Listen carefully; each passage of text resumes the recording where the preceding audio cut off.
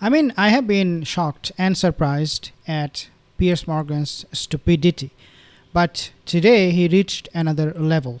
And so I changed my position from thinking about him or thinking of him as a stupid person to a complete moron, a douchebag who doesn't understand anything or who pretends that he doesn't understand anything. I want to play this video, and so you can actually share with me your opinion and see for yourself how stupid and moronic this guy is. Take a listen. Military forces. If you have a Middle East where nobody has nuclear weapons, you can think about fighting a conventional war. And conventional war is much less deadly for obvious reasons than nuclear war.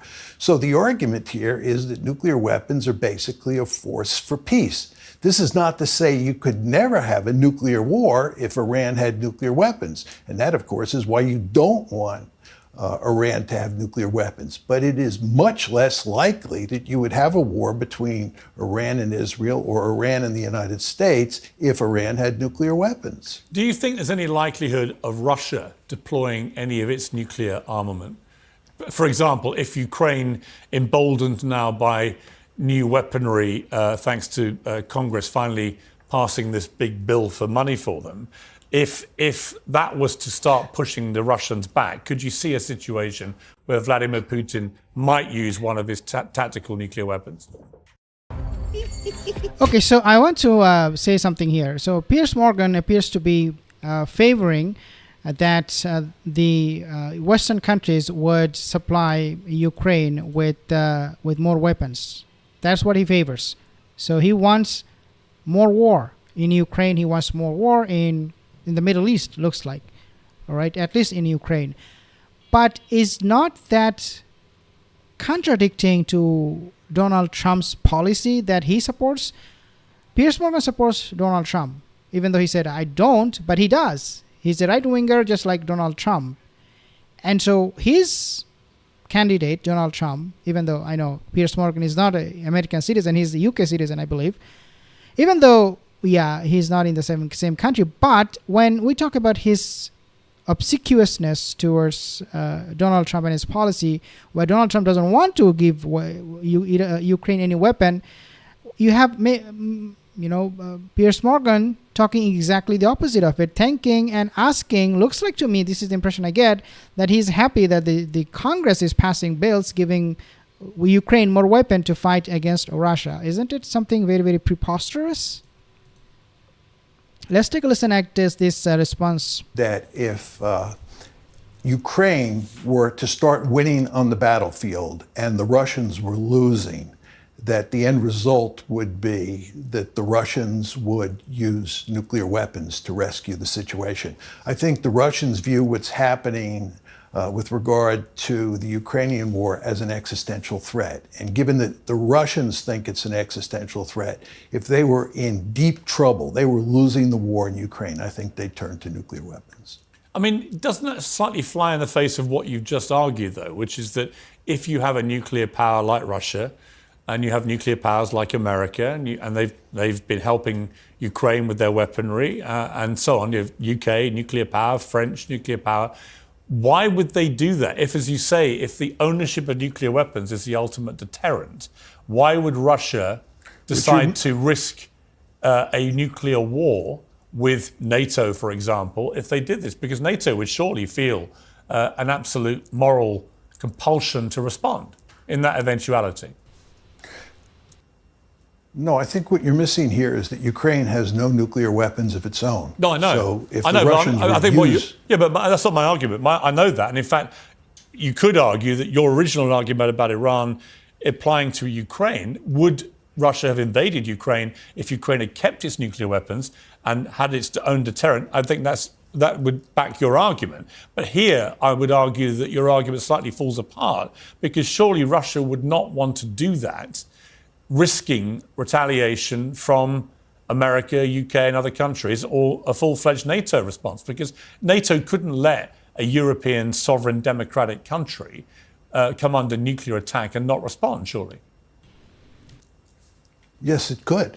Because if we responded with nuclear weapons against Russia, Russia would then respond with nuclear weapons against the United States of America. Okay, so Piers Morgan doesn't understand this simple equation. I find it unbelievable. Well, of course, this is a moronic journalist, so he can say anything. This windbag talks so much, makes no sense. But can you imagine him saying, or anybody for that matter, saying that if Ukraine is under nuclear strike by Russia, then Western countries, including the United States, will strike Russia back with a nuclear weapon, and that will obviously destroy the entire humanity that we know today, right? Most of the world countries will be destroyed. Most of the world population will be gone. Why? Because Ukraine was struck by Russia with a tactical nuclear weapon. So, Piers Morgan, like, are you making any sense, or are you just proving yourself to be a windbag? And no American president, in my opinion, is willing to sacrifice New York or Chicago or Los Angeles for Ukraine. So the idea that but Professor, you cannot honestly think that Vladimir Putin could drop a nuclear weapon on the people of Ukraine and there would be no response from America or the West. I said there wouldn't be a nuclear response. There may be a response, but there won't be a nuclear response, because you want to remember that if we hit Russia with American nuclear weapons or Western nuclear weapons, the end result is the Russians will retaliate against us. And we do not want to be hit with nuclear weapons. This is why we don't want Ukraine to have nuclear weapons. It's why we didn't want West Germany or South Korea or Japan to have nuclear weapons during the Cold War. East Germany, you mean, do you? No, West Germany. We didn't want West Germany to have nuclear weapons because our great fear was that if the Soviets overran West Germany, the West Germans would use nuclear weapons, they would hit the Soviet Union, and the Soviet Union would retaliate against the United States. We don't want to become involved in a nuclear war. But then it seems So we're not going to fight. Right, I understand that. But if a nuclear power like Russia can simply use its nuclear weapons with impunity and other nuclear powers do not respond, then the nuclear deterrent collapses, doesn't it? Because they've just ignored it. No, it doesn't. It has no effect on our nuclear deterrent. Our nuclear deterrent remains intact. And the fact is the Soviet Union during the Cold War and Russia today will not attack the United States for fear that we would use our nuclear deterrent against the Soviet Union in the Cold War and Russia today.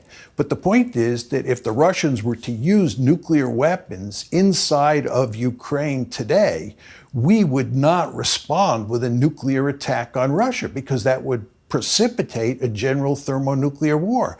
And the last thing we want is a general thermonuclear war. This is not to say we would be happy about the fact that Ukraine was hit with nuclear weapons, because we certainly would not be, and we certainly would respond in some way. But Yeah, I mean, obviously, Piers Morgan doesn't get it. I don't know why. He's so obsessed with NATO striking Russia with a nuclear weapon. If Russia strikes Ukraine with a nuclear weapon, it doesn't make sense to me, but this is exactly what he wants. He wants clickbait.